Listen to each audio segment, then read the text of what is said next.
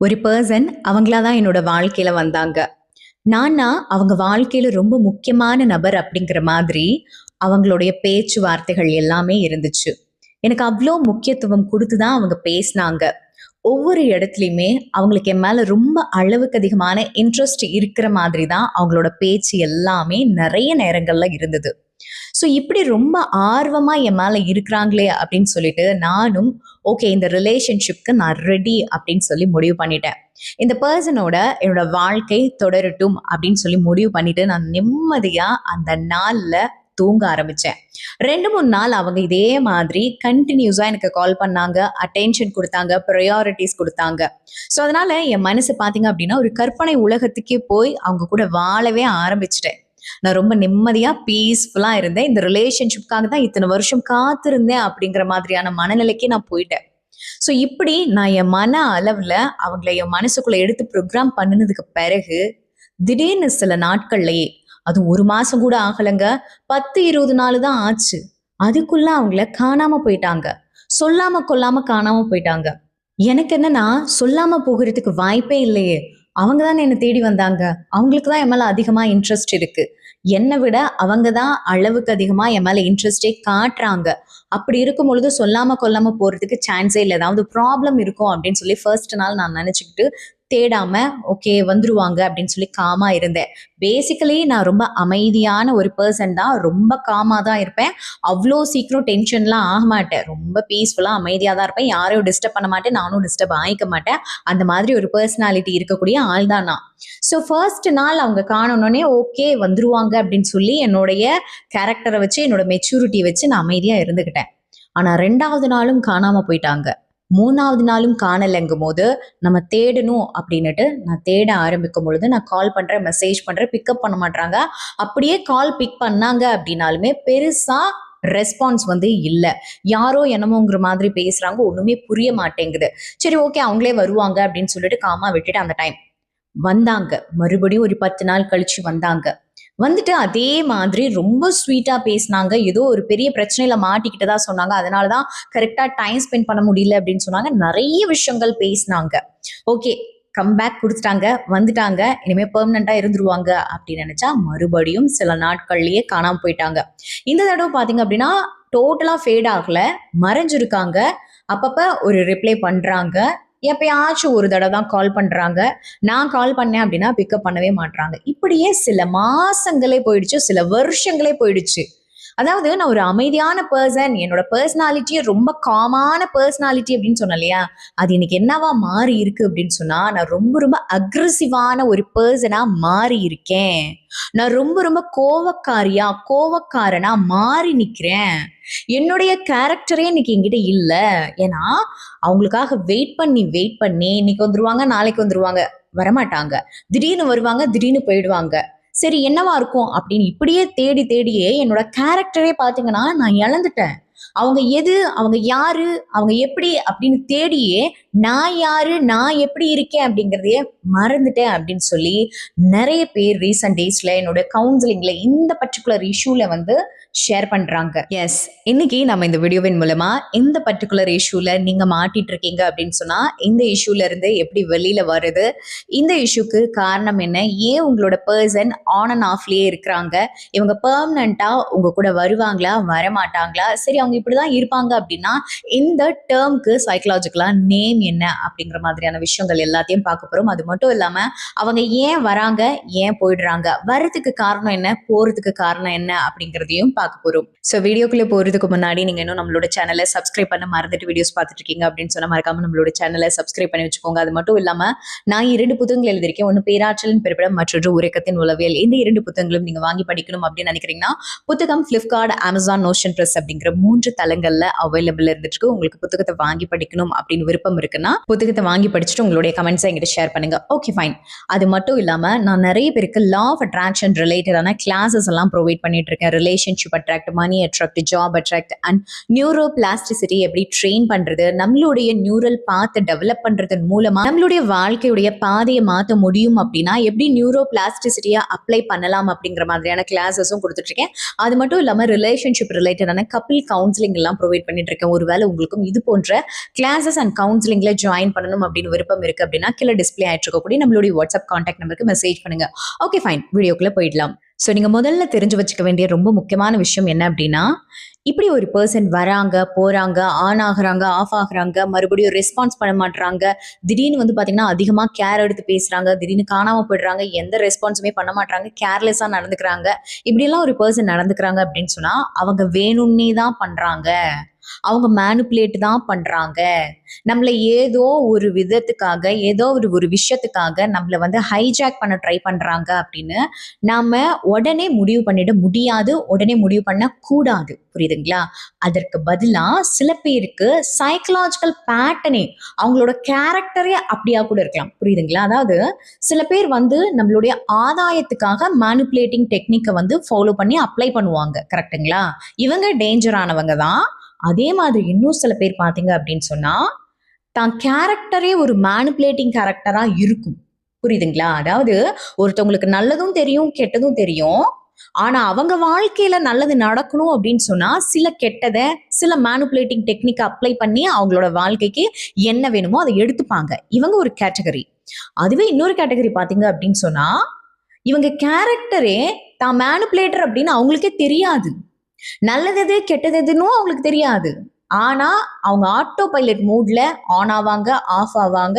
அதன் மூலமா பெனிஃபிட் கிடைச்சாலும் சரி, இல்ல லாஸ் ஆனாலும் சரி, அதை பத்தி அவங்க கவலையும் பட மாட்டாங்க. ஸோ இந்த 2 கேட்டகரி ஆஃப் பீப்புள் இந்த உலகத்துல இருக்காங்க. இதை நீங்க புரிஞ்சுக்கணும். ஓகேங்களா? ஸோ டோட்டலா எடுத்தோடனே இவன் பிளான் பண்ணி தான் பண்றான் அப்படின்னும் நம்ம எடுத்துக்க முடியாது. இல்லை இவன் பிளான் பண்ணாமலேயே பண்ணிட்டு இருக்கான் அப்படின்னு எடுத்துக்க முடியாது. ஸோ 2 பேத்துக்கிட்டுமே பழகிட்டு தான் இவங்க எந்த அளவுக்கு இவங்களோட மனநிலை இருக்கு, இவங்க எந்த அளவுக்கு தூரம் போவாங்க அப்படிங்கறதெல்லாம் பார்த்து தான் நம்ம முடிவு பண்ண முடியும். சில பேர் வந்து எனக்கு வேற ஆப்ஷனே கிடைக்கல, எனக்கு வேற அறிவும் கிடையாது, ஸோ நான் இந்த ஆப்ஷனை தான் மூவ் பண்ணணும் அப்படிங்கும்போது சில பேர் மேனிப்புலேட்டிங் தானாவே நடந்துட்டு இருக்கும். ஆனால் இன்னும் சில பேர் பார்த்தீங்கன்னா எனக்கு இதை பண்ணாதான் எனக்கு சக்ஸஸ் கிடைக்கும் அப்படின்னா அந்த மேனிப்புலேட்டிங் டெக்னிக்கை அப்ளை பண்ண ஆரம்பிச்சிருவாங்க. ஸோ ஃபைனலி நம்ம எந்த சைட்ல நின்று பார்த்தாலும் ரெண்டுமே தப்பு தான். கரெக்டுங்களா? 2 இடத்துலையுமே டேஞ்சரான ஒரு விஷயம் இருக்கத்தான் செய்யுது. ஓகே ஃபைன், நாம இப்போ வீடியோக்குள்ள போயிடலாம். என்ன காரணத்துக்காக ஆன் ஆகுறாங்க, என்ன காரணத்துக்காக ஆஃப் ஆகுறாங்க அப்படிங்கிறத பார்க்கலாம். சில பேருக்கு அந்த கணத்துல மட்டும் பேசுறதுக்கு யாருமே இருக்க மாட்டாங்க. அதாவது அவங்க வாழ்க்கையிலேயே அவங்க கிட்ட பேசுறதுக்கு யாருமே இல்லை அப்படின்னு நீங்க முடிவு பண்ணிடக்கூடாது. புரியுதுங்களா? அந்த கணத்துல, அந்த பிரசன்ட்ல அவங்க கிட்ட பேசுறதுக்கு, அவங்க கூட டைம் ஸ்பெண்ட் பண்றதுக்கு, இல்ல அவங்கள லிசன் பண்றதுக்கு யாருமே இல்லாம இருக்கலாம். அப்படி இருக்கிற தருணத்துல பாத்தீங்க அப்படின்னா இந்த ஸ்மார்ட்டான பர்சன் என்ன பண்ணுவாங்க அப்படின்னா எல்லாரையுமே கூட இழுத்து வச்சிருப்பாங்க. தன்னோட பேச்சு திறமையால எல்லாருமே பாத்தீங்க அப்படின்னா அவங்கள லிசன் பண்ணியே பழகிருப்பாங்க. அப்படி இருக்கும் பொழுது அவங்கள ஹீரோ மாதிரி பாக்குறவங்க அவங்களுக்கு ரொம்ப பிடிக்கும். நம்மள ஒருத்தவங்க ஹீரோ மாதிரி பாக்குறாங்க, ஹீரோயின் மாதிரி பாக்குறாங்க அப்படின்னு சொன்னா நம்ம எல்லாருக்குமே வந்து ஆஹா, நான் பேசுறத அவங்க கேட்கறாங்க, அதை அவங்க ப்ராசஸ் பண்றாங்க, அவங்க மைண்டுக்குள்ள வந்து அது ஒர்க் ஆகுது அப்படின்னா எப்படி இருக்கும்? ரொம்ப ஜாலியா இருக்கும் இல்லையா? அப்படிங்கிற ஒரே காரணத்தினால என்ன பண்ணுவாங்கன்னா அந்த கணத்துல மட்டும் நம்ம கிட்ட வந்து பேசுவாங்க.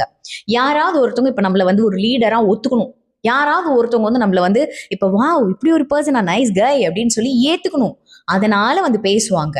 அப்படி பேசும்பொழுது அவங்களுக்கும் உங்களுக்கும் சூட் ஆகலாம், ரொம்ப நல்லாவே செட் ஆகலாம். அப்படி செட் ஆனாலும் கூட இவங்க அந்த விஷயத்த மறுபடியும் மெயின்டைன் பண்ணணும், மறுபடியும் நாளைக்கும் உங்ககிட்டயே வந்து பேசணும் அப்படிங்கிற அந்த தாட்டை வந்து கிரியேட் பண்ணுமானா தெரியாது. எஸ், அவங்க அந்த கணத்துல மட்டும் உங்களுக்கு உண்மையா இருந்தாங்க. ஓகேங்களா? பொய்யா இருந்தாங்களா? இல்லையே, அவங்க நிறைய பேசினாங்க, அவங்களோட பர்சனல் எல்லாம் ஷேர் பண்ணாங்க தெரியுமா அப்படின்னு நீங்க சொல்றீங்கல்ல. எஸ், அவங்க உண்மையை தான் பேசினாங்க, அவங்க பொய்யெல்லாம் பேசல. ஆனா நாளைக்கே உங்ககிட்டயே வந்து மறுபடியும் பேசணும் அப்படிங்கிற அந்த உணர்வு, அந்த உறவுக்கான இம்பார்ட்டன்ட் அவங்க கொடுப்பாங்களா அப்படின்னு சொல்லி கேட்டா தெரியாது. எஸ், இந்த பர்சன் அதிகமா தனிமையிலலாம் இருக்க மாட்டாங்க. எப்பவுமே சுத்தி ஒரு பெரிய கூட்டத்தை வச்சுக்கிட்டே தான் இருப்பாங்க. யாராவது ஒருத்தவங்க இவங்களுக்கு வந்து ஃபேனா இருந்துகிட்டே தான் இருப்பாங்க. ஏன்னா இவங்க கிட்ட பேச்சு திறமை இருக்கு, பயங்கரமா லிசனிங் கெப்பாசிட்டி கூட இருந்துகிட்டு தான் இருக்கும். ஸோ அப்படி இருக்கும்போது எப்பவுமே அவங்கள சுத்தி ஒரு டீம் ஒன்று இருந்துகிட்டே இருக்கும். சரி ஓகே, அவங்க திரும்ப வருவாங்களா வரமாட்டாங்களா அப்படின்னு கேட்டிங்கன்னா வருவாங்க. எப்பன்னா சில பல மணி நேரங்கள் மறுபடியும் அவங்க லோன்லியா இருந்தால் உங்ககிட்ட மறுபடியும் ஹாய் எப்படி இருக்கீங்க, ஹாய் டியூட் அப்படின்னு சொல்லி ரொம்ப கேஷுவலா ரொம்ப நார்மலா வந்து பேசுவாங்க, மறுபடியும் உண்மையாதான் பேசுவாங்க, பொய்யெல்லாம் பேச மாட்டாங்க. அந்த நேரத்துல அதெல்லாம் நீங்க லவ்னு நினைச்சுக்கிட்டீங்க அப்படின்னு சொன்னா இங்க நாம ஜோக்கரா ஆயிடுவோம். ஸோ அதனால கான்செப்டை புரிஞ்சுக்கோங்க. ஒரு பர்சன் கண்டினியூஸா நம்ம கிட்ட பேசுறது மட்டும் இல்லைங்க, அந்த பேச்சுல செயல்பாடுகள்லையும் அவங்களுடைய வித்தியாசத்தை உங்ககிட்ட காட்டுறாங்களா அப்படின்னு சொல்லி பாருங்க.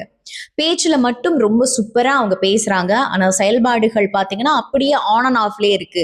2 நாள் பேசுறாங்க, 3வது நாள் பேச மாட்டாங்க அப்படின்னு சொன்னா ஃபர்ஸ்ட்லயே நீங்க வந்து கான்சியஸா யோசிக்க ஆரம்பிச்சிருங்க. இந்த இடத்துக்கு போனோம்னா டேஞ்சரான ஸ்பாட், மாட்டிக்குவோம் அப்படிங்கறத நீங்க புரிஞ்சுக்கணும். 2வது முக்கியமான காரணம் என்ன அப்படின்னு சொன்னா ஃப்ளர்ட்டிங். எஸ், நிறைய பேருக்கு இந்த ஜெனரேஷன்ல மட்டும் இல்ல, காலாகாலமா ஃப்ளர்ட் பண்றது ரொம்ப பிடிக்கும். அந்த ஃப்ளர்ட்டிங்கை ரிசீவ் பண்றதும் நிறைய பேருக்கு பிடிக்கும். ஏன் அப்படின்னு சொன்னா ஃப்ளர்ட்டிங் அப்படிங்கிற ஒரு ப்ராசஸ் நடக்கும்போது நம்ம மனசுல, நம்மளோட உடம்புல, நம்மளுடைய மூளையில அவ்வளோ ஹாப்பி ஹார்மோன் வந்து பாத்தீங்கன்னா சுரக்க ஆரம்பிக்கும். கரெக்டுங்களா? ஸோ ஃப்ளர்ட்டிங்க பல நாட்கள், பல மாதங்கள், பல வருஷங்களா காதல்னு நம்பிட்டு இருக்கிறவங்க நம்மள ஏராளமான பேர். கரெக்டுங்களா? இப்ப ஒரு உதாரணத்துக்கு வருத்தப்படாத வாலிபர் சங்கம் அப்படின்னு சொல்லி ஒரு படம் இல்லையா, ஒரு 2013 12 தெரியல சரியா, ரிலீஸ் ஆன ஒரு படம், சிவகார்த்திகேயன் படம். தமிழ்ல யாருக்குமே தெரியாது அப்படின்னு சொல்ல முடியாது. கரெக்ட் தானே? அதுல பாத்தீங்க அப்படின்னா அந்த ஹீரோ சிவகார்த்திகேயன் பாத்தீங்கன்னா ஃப்ளர்ட்டிங் தான் பண்ணிக்கிட்டு இருப்பாரு. கரெக்டுங்களா? ஒரு சின்ன பிள்ளைய பிடிச்சிக்கிட்டு ஃப்ளர்ட் பண்ணிட்டு இருப்பாரு. அந்த பொண்ணுக்கு அது அப்படியே ரொம்ப நல்லா இருக்கும், அது அப்படியே வேடிக்கை பார்த்துட்டு இருக்கும். அதுக்கப்புறம் அது அப்படியே காதலாம், அப்புறமா கல்யாணமா என்னமோ ஒரு ப்ராசஸ் பண்ணிட்டு இருப்பாங்க. எஸ், ஃப்ளர்ட்டிங்க போய் லவ்னு நினைச்சிட்டு இருக்கிறவங்க தான் நம்மள ஏராளமானவர்கள். ஸோ ஃப்ளர்ட்டிங் இது லவ் இல்லை அப்படின்னு எப்போ புரியுதோ அங்க பாத்தீங்க அப்படின்னா கனெக்ஷன் கட் ஆயிடுது, அந்த ஸ்பார்க் வந்து உடைஞ்சிருது. கரெக்டுங்களா? ஸ்பார்க்னா என்ன? தீப்பொறி. அது எவ்வளவு நேரம் காத்துல இருக்கும்? 1 செகண்ட் தான் இருக்கும். கரெக்டுங்களா? அப்புறம் அது காணாம போயிடும்.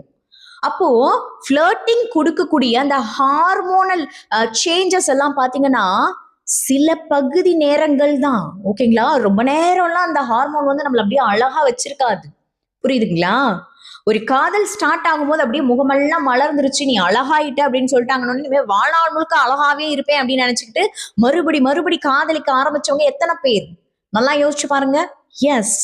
ஸோ ஃபர்ஸ்ட் விஷயம் புரிஞ்சுக்கோங்க, ஃப்ளர்ட்டிங், அந்த ஃப்ளர்ட்டிங்கை நிறைய பேர் காதல்னு நினச்சிக்கிட்டு அதுக்கு அடிமை ஆயிட்டு அவங்க மறுபடியும் பேசினா நல்லா இருக்குமே அப்படின்னு வெயிட் பண்ணிட்டு இருக்கிறவங்க அதிகம். ஸோ அந்த ஃப்ளர்ட்டிங் முடிஞ்ச உடனே, ஓகேங்களா, சில பேருக்கு பார்த்தீங்க அப்படின்னா சேஸ் பண்ணி ஃப்ளர்ட் பண்ணுறது பிடிக்கும். இந்த ஃப்ளர்ட்டிங்ல நிறைய கேட்டகரி இருக்கு. கரெக்டுங்களா? அது வந்து ரொம்ப மோசமான டாபிக், நம்ம அதை ஒரு வீடியோவில் ஷேர் பண்ணலாம், ஏன்னா பிக்கஸ்ட் டாபிக்னு கூட சொல்லலாம்.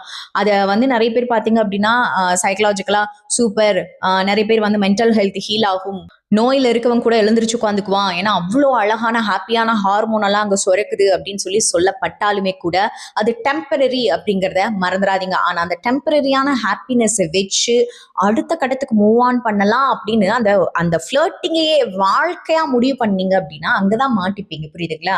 ஃப்ளர்ட்டிங்கா வச்சுட்டீங்கன்னா அந்த இடத்துல சந்தோஷமே வராது. கரெக்ட் தானே?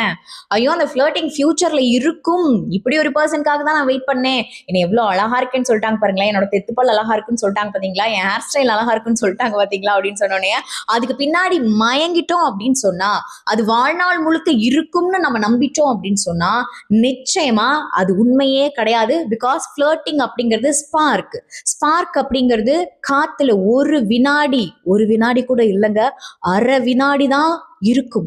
அதற்கு பிறகு கரைஞ்சு போயிடும், காணாம போயிடும், அது இருந்த இடமே தெரியாம போயிடும். புரியுதுங்களா? சோ அப்படி இருக்கிற பட்சத்துல ஃப்ளர்ட்டிங்க இதுதான் ரிலேஷன்ஷிப்னு சொல்லி நீங்க ஹோப்பை வளர்த்துட்டு இருக்கீங்க ஒரு பக்கம் அப்படின்னு சொன்னா, அந்த பர்சன் வரமாட்டாங்க, 2 நாள் வராங்க 2 நாள் காணாம போயிடுறாங்க அப்படின்னு சொல்லி ஆன் அண்ட் ஆஃப்லயே இருந்துச்சுன்னா நீங்க ஒரு டேஞ்சரஸான பிளேஸுக்கு தள்ளப்படுவீங்க.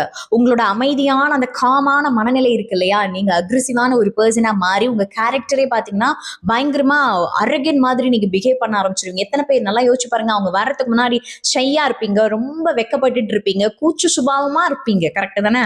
ஆனா அவங்க வந்ததுக்கு பிறகு அவங்க உங்களை பயங்கரமா அப்படியே இம்ப்ரெஸ் பண்ணி உங்களை என்னென்னவோ பண்ணி அப்படியே பட்டாம்பூச்சி எல்லாம் பறக்க வச்சு அதற்கு பிறகு அவங்க அதை கட் பண்ணிட்டு போகும்பொழுது உங்களுக்குள்ள ஒரு ஏமாற்றம், உங்களுக்குள்ள ஒரு மிகப்பெரிய எமோஷனல் ஸ்லேவரி நடந்து அது மிகப்பெரிய யுத்தம் தான் நடக்கும்னு சொல்லலாம். ஸோ சைக்கலாஜிக்கல் இஷ்யூ மோஸ்ட்லி இந்த பர்டிகுலர் விஷயத்தினாலதான் நடக்குது. அவங்க ஃபிளர்ட் பண்ணாங்க போயிட்டாங்க அப்படின்னு அதை விடாம இல்ல அது ஃபிளர்ட்டிங் உண்மை உண்மை நியாயம் அதுதான் உண்மை அதுதான் காதல்னு அதுக்கு பின்னாடியும் ஓடுறது. புரியுதுங்களா? ஸோ ஃபிளர்ட்டிங் என்னைக்குமே காதலா இருக்கவே வாய்ப்பு ரொம்ப ரொம்ப கம்மி. அண்ட் நெக்ஸ்ட் பாத்தீங்க அப்படின்னா அவங்களா வந்தாங்க, அவங்களா விட்டு விலைக்கு போனதுக்கு காரணம் என்ன அப்படிங்கிற அந்த கேள்விக்கான பதில், உணர்ச்சி வசப்பட்டு திடீர்னு தெரியாம எந்த பிளானும் இருக்காது. ஆனா அவங்க லாஜிக்கலான பர்சன் தான். ஆனா அவங்க உணர்ச்சி வசப்படும் போது அவங்களுடைய இயல்பு தன்மையை அவங்க மறந்துடுவாங்க. மறந்துட்டு எல்லா ஃப்ரெண்ட்ஸும் என்னமோ பண்ணிட்டு இருக்காங்க, நானும் ஒரு லவ்க்குள்ள போறேன், நானும் யாரோ ஒருத்தவங்கள்ட்ட போய் ஃபிளர்ட் பண்றேன். அவங்களுக்குள்ள ஃபிளர்ட்டிங் கேரக்டரே இருக்காது. அவங்க இதுக்கு முன்னாடி பின்னாடி ஃபிளர்ட் பண்ணியிருக்கவே மாட்டாங்க. ஆனா எல்லாரும் ஃபிளர்ட் பண்றதை பாக்குறாங்க, இல்ல எல்லாரும் செட் ஆஃப் ஃப்ரெண்ட்ஸ் எல்லாம் சேர்ந்து ஒரு ஏதோ ஒண்ணு பேசிக்கிறாங்க அப்படின்னா நாமளும் இது பண்ணலாம் அப்படின்னு சொல்லிட்டு அவங்களுக்குள்ள என்ன தூண்டும், இல்ல ஒரு மூவி கூட பார்த்துருக்கலாம், ஓகே இனிமே காதல் இருக்கலாம் அப்படிங்கிற மனநிலை டக்குன்னு யாரு கூடயோ அது ரிலேஷன்ஷிப்குள்ள வந்துருவாங்க. பயங்கரமா ஹோப்பும் கொடுத்துருவாங்க. ஆனா அவங்கதான் லாஜிக்கலான பர்சன் ஆச்சே, அவங்க எமோஷனலி வீக்கானவங்க இல்லையே. அப்படி இருக்கும்போது உணர்ச்சி வசப்பட்டு வந்தவங்க மறுபடியும் உணர்ச்சி வசப்பட்டு வந்துட்டோமே அப்படின்னு வருத்தப்பட்டு திரும்பவும் பவுன்ஸ் ஆகி போயிடுவாங்க. புரியுதுங்களா? இது ஒரு காரணமா இருக்க வாய்ப்பு இருக்கு. ஆனா இதே பர்சன் மறுபடி வந்தெல்லாம் போக மாட்டாங்க. ஏன்னா இவங்க எமோஷனலி ஸ்ட்ராங்காவும் இருப்பாங்க, இவங்க லாஜிக்கலானவங்க. ஸோ அதனால வந்தாங்கன்னா போயிட்டாங்க அப்படின்னா திரும்ப வரவே மாட்டாங்க. ஸோ 4வது காரணம் என்ன அப்படின்னா, சில பேருக்கு சின்ன வயசுல இருந்து அட்டென்ஷன் கிடைச்சிருக்காது, அங்கீகாரம் கிடைச்சிருக்காது. அவங்களுடைய வேலைகளுக்காகவோ இல்ல அவங்களுடைய அன்புக்காகவோ அவங்களுடைய எஃபோர்ட்ஸ்க்காகவோ அவங்களுக்குன்னு சொல்லி ஒரு அப்ரிசியேஷனே கிடைச்சிருக்காது. ஓகே இதை நல்லா பண்ணிருக்க, இது சூப்பரா பண்ண, இது பெஸ்டா இருந்துச்சு, அண்ட் நீ மேல பாசமா இருக்கிற, அது எனக்கு ரொம்ப பிடிச்சிருக்கு, இந்த மாதிரி எல்லாம் யாருமே சொல்லியிருக்க மாட்டாங்க. ஸோ அது வேணுங்கிறதுக்காக அவங்க ஒருத்தவங்களை தேடி வருவாங்க. இந்த இடம் பாருங்க, நம்ம எல்லாரும் என்ன நினைப்போம் அப்படின்னா, ரொம்ப சூப்பர் தானே, பரவாயில்ல, அவங்களுக்கு சின்ன வயசுல இருந்து அன்பு கிடைக்கல, பாசம் கிடைக்கல, அங்கீகாரம் கிடைக்கல, அப்ரிசியேஷன் கிடைக்கலங்கும் போது அவங்க இப்ப வந்திருக்காங்க, நான் தான் எல்லாமே கொடுக்குறேனே, அவங்க போக மாட்டாங்கல்ல அப்படின்னு நினைச்சீங்கன்னா அங்கதான் பிரச்சனை. அப்ரிசியேஷன் கிடைக்காத ஒரு குழந்தை எப்படி வளரும் அப்படின்னு சொன்னா, அதுக்கு அப்ரிசியேஷன் வேணும்னு தான் நினைக்குமே ஒழிய ரெஸ்பான்சிபிளா இருக்கணும் அப்படிங்கறத அது மறந்துடும். ஓகேங்களா? அதுல சில குழந்தைகள் வேணும்னா அது கத்துக்கும். கரெக்டுங்களா? நாம அப்ரிஷியேட் பண்றோம், அப்ரிஷியேட் பண்ணா போதுமானது இல்ல, நமக்கும் அப்ரிசியேஷன் வேண்டும்.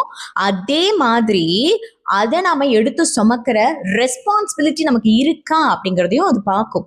இப்போ ஒரு உதாரணத்துக்கு சொல்றேனே, தெரிஞ்சோ தெரியாமலேயோ ஃபிளர்ட் பண்ணிடுறாங்க. ஃபிளர்ட் பண்ணதுக்கு அப்புறமா அவங்க அதை சீரியஸா எடுத்துக்கிட்டாங்க. ஓகேங்களா? அவங்க ஃபிளர்ட் பண்ணதை கூட அவங்க லவ்னு நினைச்சுக்கிட்டாங்க அப்படின்னா, இப்போ அதுக்கு நான் தானே பொறுப்பேற்றுக்கணும், நான் தானே ரெஸ்பான்சிபிளா இருக்கணும் அப்படின்னு சொல்லி ஒரு பொறுப்பான குழந்தை என்ன பண்ணும் அப்படின்னா அதை ரெஸ்பான்சிபிலிட்டி எடுத்துக்கும். ஆனா இவங்க என்ன பண்ணுவாங்கன்னா, ஃபிளர்ட் பண்ண அவங்க ஹாப்பியா இருந்தாங்க, நான் உன்னை ரொம்ப லவ் பண்றேன், உன்னை எனக்கு ரொம்ப பிடிச்சிருக்கு, நீ எனக்காக நிறைய நல்லது செஞ்சுட்ட அப்படின்னு சொல்லி பாராட்டவும் செஞ்சுட்டாங்க.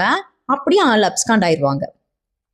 ஏன் அப்படின்னு பாத்தீங்கன்னா, அவங்களுக்கு ரெஸ்பான்சிபிலிட்டின்னு இன்னொரு சாப்டர் இருக்குங்கிறதே அவங்களுக்கு தெரியாது, இயற்கையிலேயே அவங்களுக்கு தெரியாது. புரியுதுங்களா?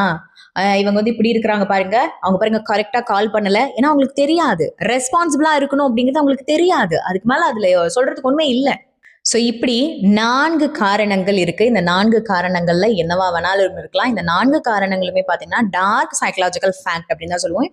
என்னுடைய ரிசர்ச் மூலமா நான் கண்டுபிடிச்ச விஷயங்கள் இந்த 4 காரணங்களும். ஓகேங்களா?